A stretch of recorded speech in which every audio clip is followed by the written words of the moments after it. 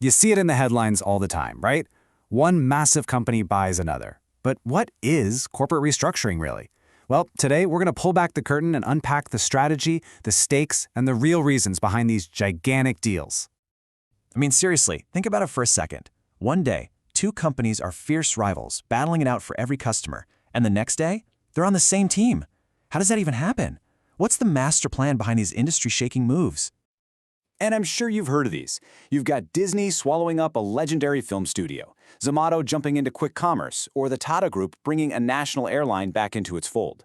These aren't just random business deals, they are incredibly calculated strategic moves. Each one is a company deciding that the fastest way to grow, to compete, or even just to survive is to join forces with someone else. Okay, so let's get right into the main motivation here.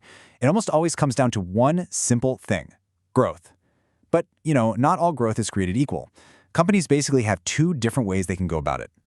So on one hand, a company can grow organically. That means developing new products, hiring more people, opening new stores, basically building everything from the ground up, step by step. It's the slow and steady approach. But then there's inorganic growth. This is the fast track. This is where you just buy another company to instantly absorb their customers, their tech, their market share. It's kind of like skipping a few rungs on the ladder to the top. And the reasons for taking that fast track?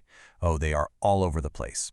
A company might just buy its main rival to take them off the chessboard, or maybe it'll snatch up a startup to get its hands on some brilliant new technology. Combining forces can also create what's called economies of scale. Basically, when you're bigger, you can get better deals on supplies and streamline everything. It is a powerful, powerful toolkit for getting ahead, fast. All right, you hear these two words, merger and acquisition, thrown around all the time, sometimes like they mean the exact same thing, but they don't. They're actually two different concepts, so let's break down the difference because it is key to understanding how these deals actually work. Okay, so a merger. Think of it like a marriage. You have two companies, usually about the same size, and they decide to come together to form a brand new, single company. The old companies technically stop existing, and something totally new is born from their union. Now, an acquisition, that's more of a takeover. It's when a bigger company buys a smaller one. The company that got bought doesn't disappear, it just becomes part of the bigger company's empire. So it's less of a marriage of equals and more like one company just absorbing another one. So if we put them side by side, the main difference is pretty clear, right? A merger creates a totally new company from two equals, while an acquisition is a takeover. Now, in the real world, things can get a little fuzzy. Sometimes a so-called merger of equals is really just a friendly acquisition in disguise. But that legal distinction is fundamental. But wait, there's more. It gets even more specific. Not all these deals are built the same way. Depending on what the companies are trying to achieve, a merger or an acquisition can come in a few different forms, or as we're calling them here, flavors. First up, you've got the horizontal merger. This is what happens when direct competitors decide to team up. They're in the same industry, they sell similar stuff to the same people. The big goal here is usually pretty simple: grab more market share and get rid of some competition.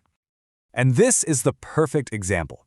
Before Facebook bought Instagram, they were starting to look like serious rivals. So by buying Instagram, Facebook didn't just get a cool app, it neutralized a major future threat and absorbed a massive, fast-growing user base. Boom! Social media dominance secured.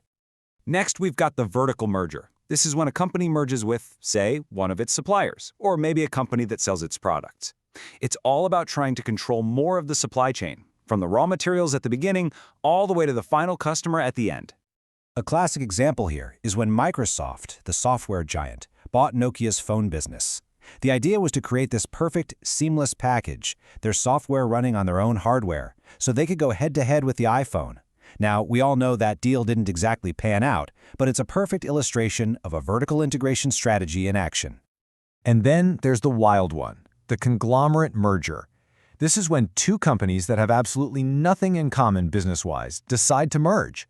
It might sound a little strange, but the main reason for doing it is diversification. You're spreading your business risk across totally different industries. And you don't have to look any further than Warren Buffett's Berkshire Hathaway. It's this enormous company that's into everything: insurance, finance, railroads, you name it. So when it bought Lubrizol, a specialty chemical company, that was a textbook conglomerate move, just adding another completely different kind of business to its incredibly diverse portfolio. So these huge deals, they obviously don't just happen overnight with a handshake. Before any papers get signed, there's this super critical homework phase. It's called due diligence. And this is where the buyer basically puts the other company under a microscope to investigate every single detail. Okay, this legal quote looks pretty dense, I know, but it really just boils down to one simple idea. You have to act like a reasonable and prudent person. It means you can't just take the seller's word for it. You have a responsibility to check everything, to verify all the claims, and to look for any skeletons hiding in the closet before you commit to a multi-billion-dollar deal. And that investigation is incredibly thorough. I mean, teams of lawyers and accountants will comb through every financial statement looking for red flags. They'll check for any lawsuits, they'll analyze the strength of the management team, and they'll hunt for any hidden debts or problems. It's a massive, massive undertaking, and it's all designed to make sure the buyer knows exactly what they are getting into. So what's the big takeaway from all this? Well, corporate restructuring, whether it's a merger or an acquisition, isn't just about a company trying to get bigger for the sake of it. It is a powerful, high-stakes strategic tool that companies use to adapt, to outmaneuver their rivals, and to completely reshape their future in this constantly changing business world. And that really leaves us with a pretty fascinating question to think about, doesn't it? When you look at the world of tech, or entertainment, or energy, what two companies do you think might join forces next and completely change the game? Something to chew on. Thanks for tuning in.